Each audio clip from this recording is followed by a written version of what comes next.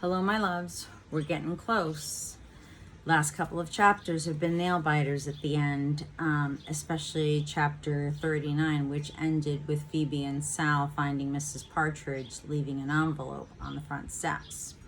Today I'm going to read chapters 40 and 41. Chapter 40 is called The Gifts, and chapter 41 is called The Overlook. Here we go. It seemed fitting that at this point in my story of Phoebe, Gramps called out, "Adi-ho!" We were high in the mountains and had just crossed the Montana border into Idaho. For the first time, I believed that we were going to make it to Lewiston by the next day, the 20th of August, my mother's birthday. Gramps suggested we press on to Coeur d'Alene, about an hour away, where we could spend the night. From there, Lewiston was about 100 miles due south, an easy morning's journey. How does that sound to you, Gooseberry? Gram was still, her head pressed against the back of the seat and her hands folded in her lap. Gooseberry? When Gram spoke, you could hear a rattle in her chest. Oh, that's fine, she said. Gooseberry, are you feeling okay? I'm a little tired, she said. We'll get you to a bed real soon. Gramps glanced back at me, troubled. Gram, if you want to stop now, that would be okay, I said. Oh no, she said. I'd like to sleep in Coeur d'Alene tonight. Your mama sent us a postcard from Coeur d'Alene, and it was on a bountiful blue lake. She coughed a long, rattly cough. Gramps said, Okay then, bountiful blue lake, here we come. Gram said, I'm so glad Phoebe's mama came home. I wish your mama could come home too. Gramps nodded his head for about 5 minutes. Then he handed me a tissue and said, Tell us about Mrs. Partridge. What was she doing leaving a gall-dang envelope on Phoebe's porch? That is what Phoebe and I wanted to know. Did you want something, Mrs. Partridge? I asked. She put her hand to her lips. She said. Phoebe snatched the envelope and ripped it open. She read the message aloud. Don't judge a man until you've walked 2 moons in his moccasins. Mrs. Partridge turned to go. Bye-bye, she said. Mrs. Partridge, Phoebe called. We've already had this one. I beg your pardon, Mrs. Partridge said. It was you, wasn't it, Phoebe said. You have been creeping around leaving these things, haven't you? Did you like them, Mrs. Partridge said. As she stood there in the middle of the sidewalk with her head tilted up at us and that quizzical look on her face, she looked like a mischievous child. Margaret reads them to me from the newspaper each day, and when there's a nice one, I ask her to copy it down. I'm sorry that I gave you that one about the moccasins already. My noggin forgot. But why did you bring them here to my house, Phoebe said. I thought they'd be like grandiful surprises for you, like fortune cookies, only I didn't have any cookies to put them in. Did you like them anyway? Phoebe looked at me for a long minute. Then she went down the steps and said, Mrs. Partridge, when did you meet my brother? You said you didn't have a brother, Mrs. Partridge said. I know, but you said you had met him. When was that? She tapped her head. Noggin remember. Let's see, some time ago. A week, 2 weeks? He came to my house by mistake. He let me feel his face. That's why I thought he was your brother. He has a similar face. Isn't that peculiar? Phoebe said, no more peculiar than most things lately.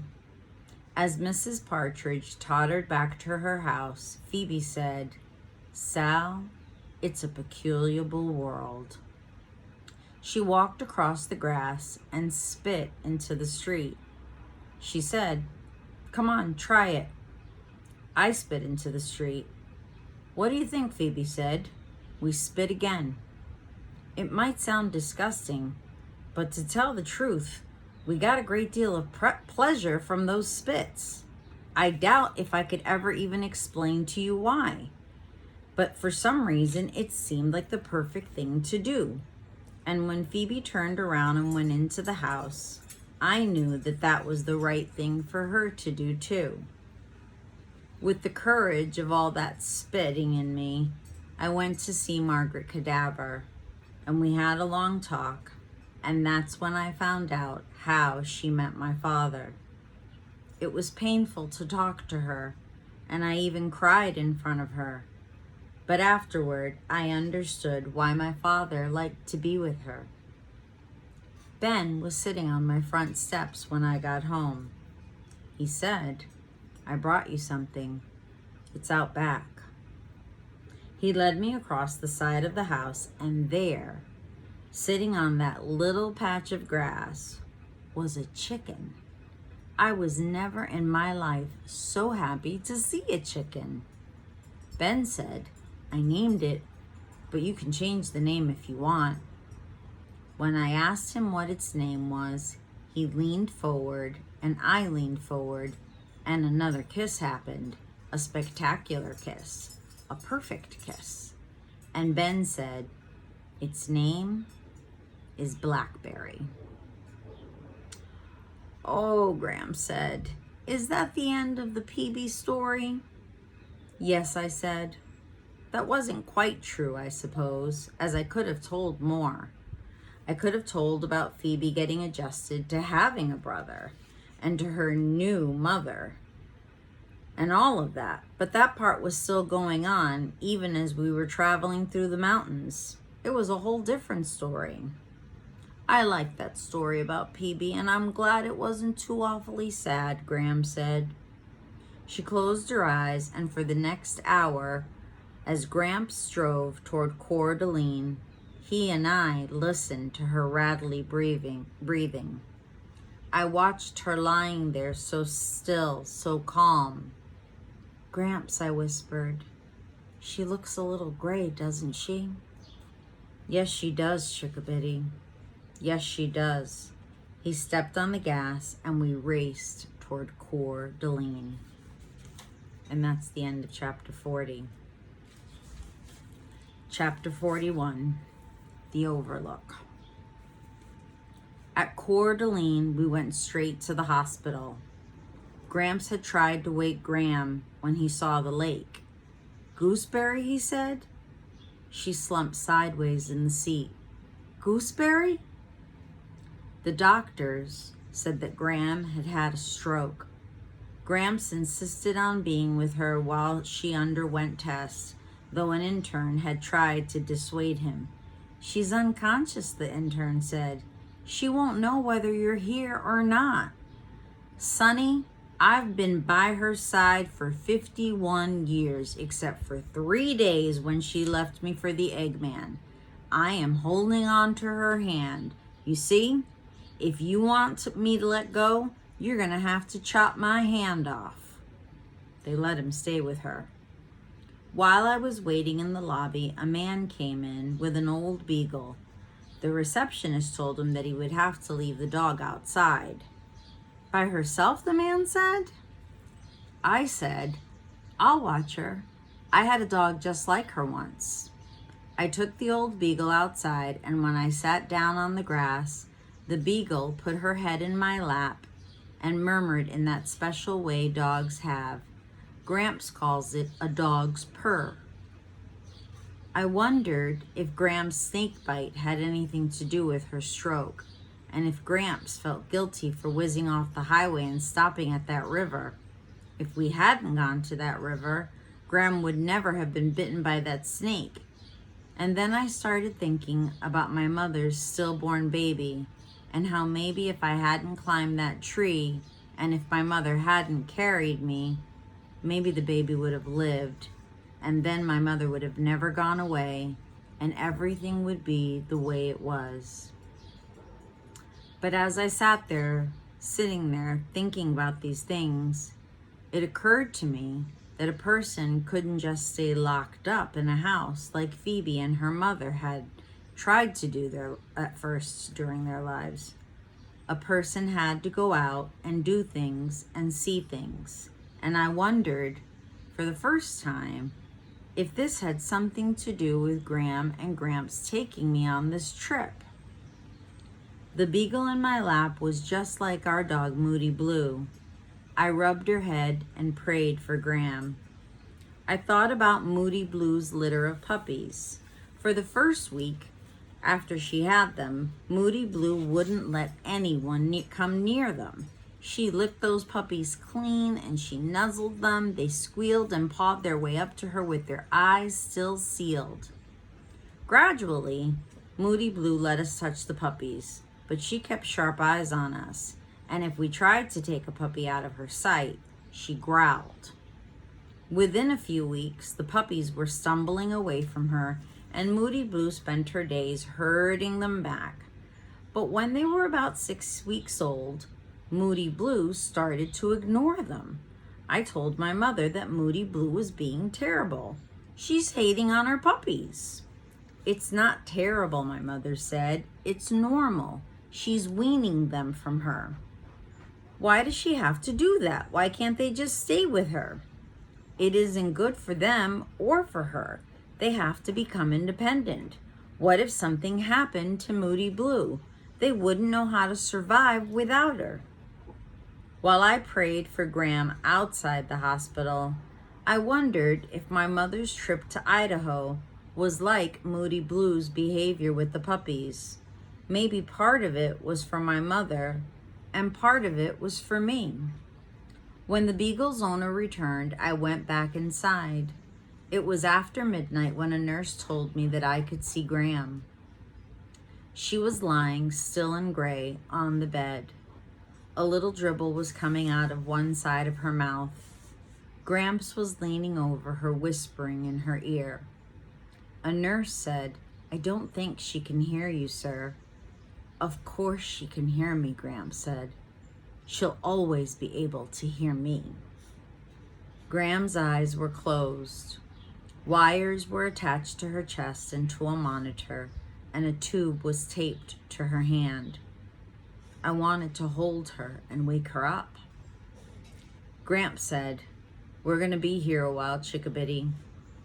He reached in his pocket and pulled out his car keys. "Here, in case you need anything from the car." He handed me a crumpled wad of money. "In case you need it." "I don't want to leave Gram," I said. "Heck," he said. "She doesn't want you sitting around this old hospital. You just whisper in her ear if you want to tell her something, and then you go do what you have to do. We're not going anywhere, your grandmother and I. We'll be right here." He winked at me. "You be careful, Chickabiddy." I leaned over and whispered in Gram's ear, and then I left. I studied the map, leaned back in the seat, and closed my eyes. Gramps knew what I was going to do. The key was cold in my hand. I studied the map again. One curvy road ran direct from Coeur d'Alene to Lewiston. I started the car, backed it up, drove around the parking lot, stopped, and turned off the engine. I counted the money and looked at the map once more. In the course of a lifetime, there were some things that did matter. Although I was terrified when I drove out of the parking lot, once I was on the highway, I felt better. I drove slowly, and I knew how to do it. I prayed to every passing tree, and there were a thumping lot of trees along the way. It was a narrow, winding road without traffic. It took me 4 hours to drive the 100 miles from Coeur d'Alene to the top of Lewiston Hill, which to me was more of a mountain than a hill. I pulled into the overlook at the top. In the valley far below was Lewiston, with the Snake River winding through it. Between me and Lewiston was the treacherous road with its hairpin turns that twisted back and forth down the mountain. I peered over the rail, looking for the bus that I knew was still somewhere down there on the side of the mountain, but I couldn't see it. I can do this, I said to myself over and over. I can do this. I eased the car back onto the road. At the first curve, my heart started thumping. My palms were sweaty and slippery on the wheel. I crept along with my foot on the brake, but the road doubled back so sharply and plunged down so steeply that even with my foot on the brake, the car was going faster than I wanted it to. When I came out of that curve, I was in the outside lane, the one nearest to the side of the cliff. It was a sharp drop down with only a thin cable strung between occasional posts to mark the edge of the road. Back and forth across the hill, the road snaked. For half a mile, I was on the inside against the hill and felt safer. And then I came to one of those awful curves, and for the next half mile, I was on the outside. The dark slide of the hillside stretched down, down, down. Back and forth I went, a half a mile safe, a half a mile edging the side of the cliff. Halfway down was another overlook, a thin extra lane marked off less as an opportunity to gaze at the scenery, I thought, than to allow drivers a chance to stop and gather their wits. This road was so treacherous. I wondered how many people had abandoned their cars at this point and just walked the remaining miles down. As I stood looking over the side, another car pulled into the overlook. A man got out and stood near me smoking a cigarette. "Where are the others?" he said. "What others?" "Whoever's with you, whoever's driving." "Oh," I said, around? Taking a pee," he said, referring, I gathered, to whoever was supposedly with me. "A hell of a road to be driving at night, isn't it?" "I do it every night. I work up in Pullman and I live down there." He pointed to the lights of Lewiston and the Black River. "You ever been here before?" he said. "No." "See that?" He pointed to a spot somewhere down below. I peered into the darkness. Then I saw the severed treetops and the rough path cut through the brush. At the end of this path, I could see something shiny and metallic reflecting the moonlight. It was the one thing that I had been looking for. "A bus went off the road here a year or more ago," he said. "It skidded right there, coming out of that last turn, and went sliding into this here overlook and on through the railing and rolled over and over into those trees. It was a hell of a thing. When I came home that night, rescuers were still hacking their way through the brush to get to it. Only one person survived that, you know." I knew. And that's the end of chapter 41. So Grandma's had a stroke. But Gramps understood how important it was to Sal to get to Lewiston by her mother's birthday. So without saying so, he gives her permission to go. And even though she doesn't want to go, she whispers into her grandmother's ear, and then she climbs behind the wheel of the car and she drives all the way to Lewiston from Coeur d'Alene. 4 hours it took her for 100 miles because she was terrified. And then that road, the snaking road, Lewiston and its Snake River. Lots of snakes in this book. Again and again moments. I did like that Ben gave Sal a chicken and that he named it Blackberry, which I thought was very appropriate. I'll see you soon, my loves. 2 more chapters to go. Bye-bye.